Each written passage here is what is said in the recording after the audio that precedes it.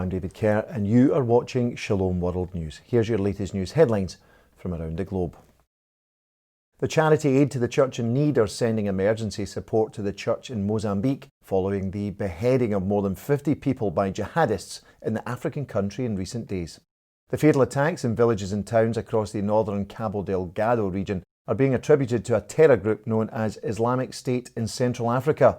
Witnesses have told local media how the jihadists turned one village football pitch into, quote, an execution ground where they decapitated and dismembered human bodies. Aid to the Church in Need is also reporting that the Islamists burned down churches, destroyed convents and abducted 2 religious sisters.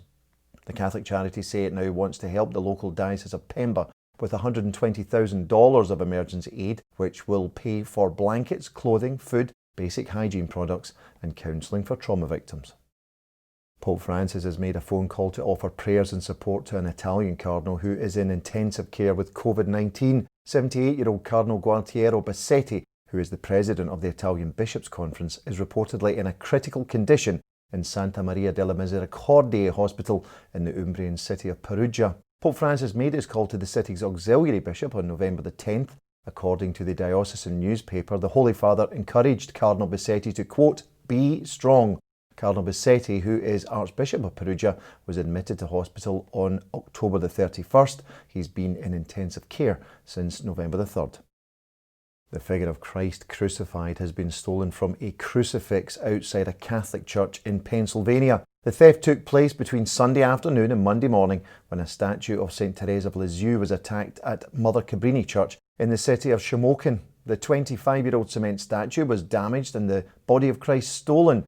Parish manager and city councilwoman Jen Seidel told local media that the vandalism was, quote, a vile act. She added that the parish are hoping that someone saw something or that the vandal or vandals will return the corpus so that the parish can repair the statue. Local police are investigating.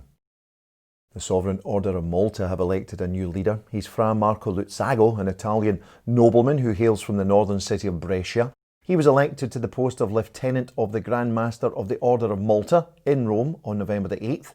The ballot was conducted among 44 members of the Order's electoral body, which is known as the Council Complete of State. Fra Marco will serve in his new post for only 1 year while the Order reforms its constitution.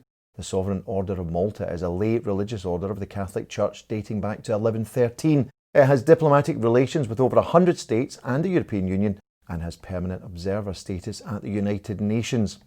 Today, the Order of Malta is active in 120 countries, caring for people in need through its medical, social and humanitarian works. The Order currently has approximately 13,500 members worldwide. The Catholic Church in the Philippines says it is hopeful that a proposed reform of Saudi Arabia's employment laws will benefit the nearly 1 million strong Filipino community who live and work in the Arab Kingdom. For the past 7 decades, Saudi Arabia has operated an employment regime for foreign workers known as the kafala system, which has often been accused of being misused to exploit migrant labour. Now reforms are being proposed which would allow such workers new rights, including the ability to leave the country without an employer's consent and the right to change jobs. The proposed reforms are due to come into effect in March of next year. Filipino Bishop Ruperto Santos of Balanga, who is the Vice Chairman of the Episcopal Commission for the Pastoral Care of Migrants and Itinerant People, says he hopes that domestic workers, such as cooks and maids, will also be included in the reforms. An estimated 2.3 million Filipinos currently work abroad, with Saudi Arabia one of the top nations which they migrate to. Pope Francis has sent his prayers to the Catholic Church in Chile as they commemorate the 500th anniversary of Holy Mass being offered for the first time in the South American country. The Pope's message was read on November the 8th during a Mass of Thanksgiving offered by Bishop Bernardo Bastres of the Diocese of Punta Arenas, near the location of that first Mass 500 years ago.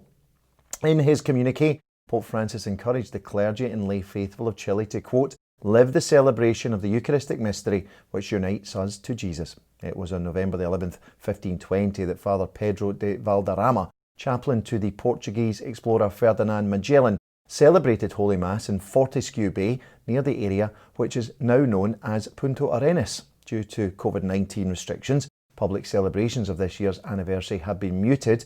However, Pope Francis suggested, quote, there is no obstacle that can silence the gratitude that springs from the hearts of the sons and daughters of the Church in Chile. Meanwhile, Pope Francis has also marked the 190th anniversary of the apparitions of the Blessed Virgin Mary to the French nun Saint Catherine Labouré by blessing a new statue of Our Lady of the Miraculous Medal, which will now go on pilgrimage around Italy. The ceremony took place on Wednesday in Rome in the presence of the members of the Vincentian order to which Saint Catherine Labouré belonged. It was in 1830 that Saint Catherine had a series of visions of the Virgin Mary in the chapel of her order's mother house on Paris's Rue de Bac.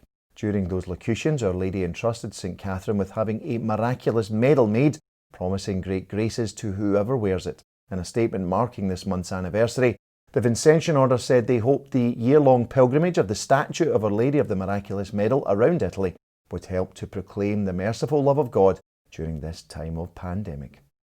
Well, that's all for now. Do join me next time for some more news headlines from around the world. Until then, may God bless you. Shalom.